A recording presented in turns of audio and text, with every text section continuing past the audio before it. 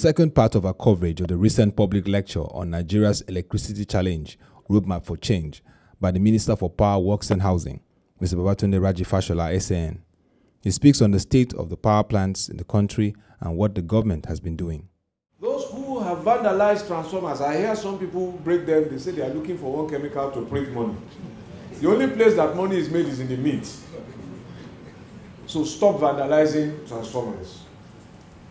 And those consumers who also pay for people to help them divert their meter so that it does not read accurately. Please, those are some of the things and many more that we must leave behind. Those who are in court getting injunctions to stop project development must have a rethink. These are some of the sacrifices we must make. We want a highway, we want transmission. The transmission towers have to be built over somebody's farmland, over somebody's village. Somebody has to give up something because it passes over land. So these are some of the things that we must change. Those who are angry with government policies and take out the anger on power assets, they have to rethink that. It won't solve the problem. And we must resolve that all those bad things, like a bad dream, we must leave them behind and turn a new page. Now, how do we get incremental power? Let me quickly say that we have 26 power plants today, and that includes the AES power plant that was developed during Governor Tinubu's time. So that makes 26. Now, out of those 26, 3 of them are hydro plants. One in Shiroro, one in Jeba, one in Kainji. The remainder are powered by gas. Now, out of those 25 power plants, there is a capacity for 140 turbines. Those are the generating units for electricity. And the installed capacity that it can produce is about 12,341 megawatts. At the best of times, only about 78 turbines are working. So remember those figures, 140, 78. Now, why is this a problem? It's a combination of many things: lack of maintenance, lack of gas, stories that you have heard. But what is different is I'm going to tell you what is changing, what we're doing about them, and where we are going. Now, lack of maintenance. Let me just illustrate with some examples. Jeba hydropower plant was commissioned in 1985 by President Buhari when he was head of state. Now he's president. He had 6 turbines to provide 540 megawatts of power.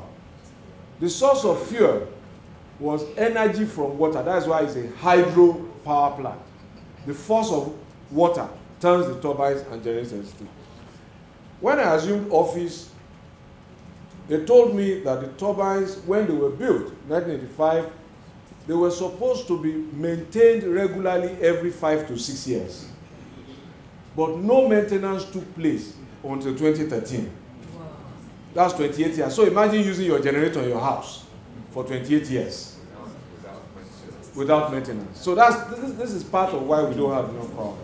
Now, the people who took over the concession have started replacing, maintaining, repairing the turbines.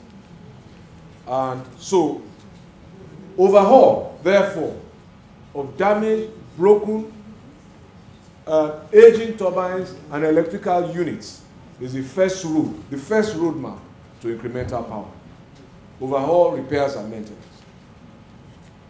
Now, they just submitted a report to our office, and the total capacity available at the 2 plants is about 822 megawatts of power. Currently, we are not achieving that, but they are planning to restore that capacity and expand it to 1,338. So that's where we are going. He also gives insight on the steps to steady power in Nigeria. Our road to steady power determines that for once, in our own best interest, we must know how many we are. So we must not joke with the next census. And census is not an ethnic or religious thing. Stay where you are, so that they can enumerate you there. Because it is on the basis of your presence there that we will plan water, power supply, and so many other services. So if you move, we will get wrong numbers. Once the numbers are wrong, the result will be wrong. So let us all just take responsibility. Let us use our water. If there are 10 people on this table, and you ask somebody to come and count, and he tells you it's only 6 people, and you bring 6 bottles of water, will it be enough? It's that simple. So the road to steady power means accurate data collection, especially at the next census. One of the key stakeholders in the sector, Mr. Tonye Cole, Chairman Sahara Energy, calls for more collaboration amongst the players in the industry. What does Nigerian public want? It's just one thing. They want light. End of story. Everybody, me, myself, you, all we want is light.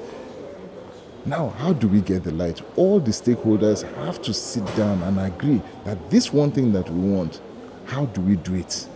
So, as a regulator, how do I ensure that you have light? As an investor, how do I ensure that it's done? As a distribution company, how do I ensure? As a market operator, how do we work together? Because as long as we're not working together, that light is not going to happen. The public that wants the light, they have a role to play. They have a role to play. So people should stop stealing power, for example, and make the payment. So there's a lot. We need to all work together and agree on what we want and how quickly we can get there. So, is the minister on the right path? Absolutely. Is it incremental power that we're going to get? Yes, we will do it. But all stakeholders have to work together to get there. As the federal government works assiduously to deliver improved power supply in the country, with a target of 10,000 megawatts in generation by 2019, transparency and accountability will be required from the government, commitment on the part of the stakeholders, and patriotism from the citizens.